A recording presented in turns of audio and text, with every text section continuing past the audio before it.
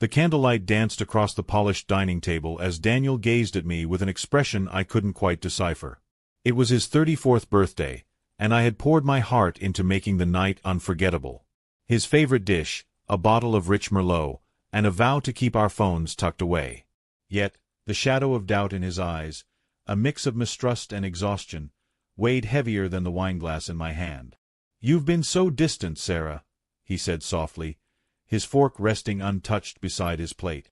"You're home late, always clutching your phone.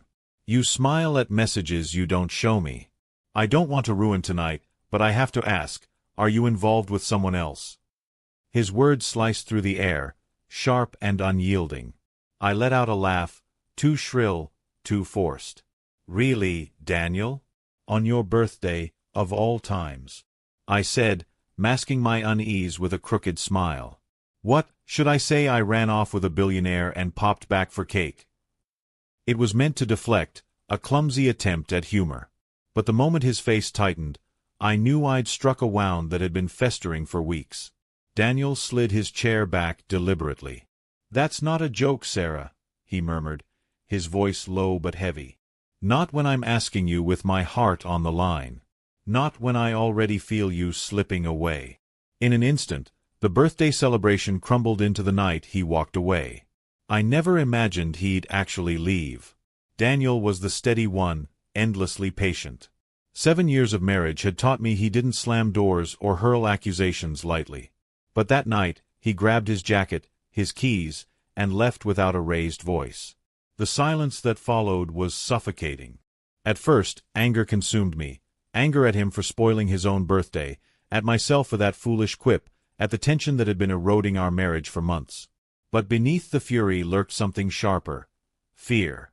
Because Daniel's suspicions weren't baseless. It had started 3 months earlier when Ethan joined our marketing agency.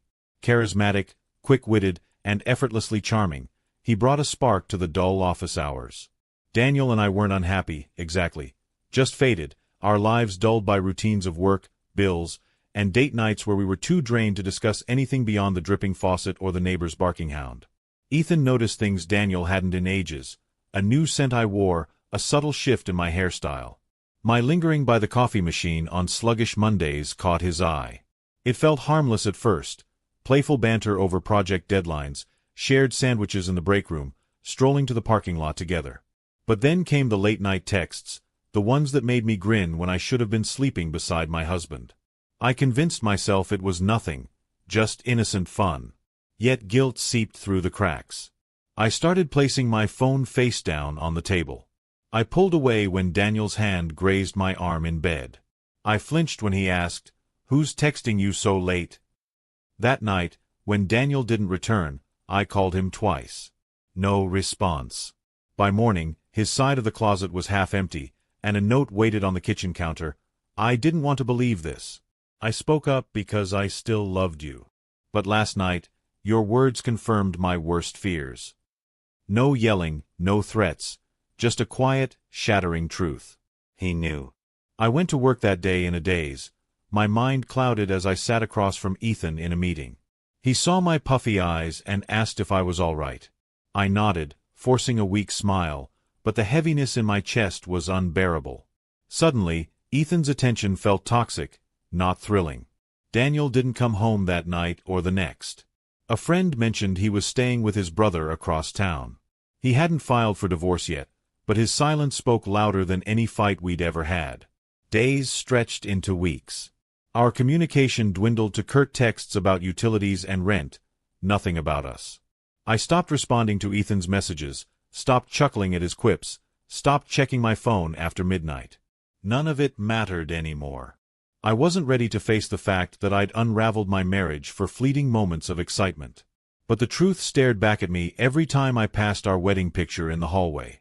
The breaking point came 2 weeks later at the grocery store. Daniel looked gaunt, weary, but his gaze was sharper than mine had been in months. "Daniel, please," I called as he turned toward the dairy section. He paused, hands gripping the cart, but offered no warmth. "Sarah, can we talk?" My voice broke, trembling. Shoppers moved past, some glancing, most indifferent, but I felt the weight of 1,000 eyes as I pleaded. "There's nothing to say," he replied, his tone steady but icy. "I told you my fears. I warned you. You didn't take me seriously." My voice rose, too loud. "It wasn't like that, Daniel. I didn't sleep with him." A child in the next aisle snickered at my outburst. "He didn't waver." "Maybe not, but you joked about it. You let someone else into your thoughts, your messages, the gaps between us. Do you know how degrading that is? To be mocked while I was fighting for our marriage." I opened my mouth, then shut it. I wanted to shout that it was just boredom, just workplace flirtation, that he hadn't been attentive enough. But I knew those were hollow excuses. The truth was stark. I'd crossed a boundary and then laughed it off, expecting him to bury his pain for the sake of a birthday dinner. "Daniel, please, can we fix this? Therapy. Anything." He shook his head slowly.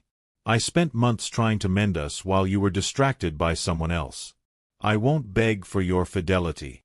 And with that, he walked away, his cart empty. The divorce papers arrived a month later. No shouting matches, no prolonged legal battles. With no children or shared property, it was just 7 years of memories split into boxes and signatures. My hand trembled as I signed. Ethan reached out a few times afterward, saying he missed our chats, insisting he hadn't meant to cause trouble. But his words stung like salt in a self-inflicted wound. I blocked his number, not out of spite, but because I couldn't bear the reminder of what I'd traded for nothing.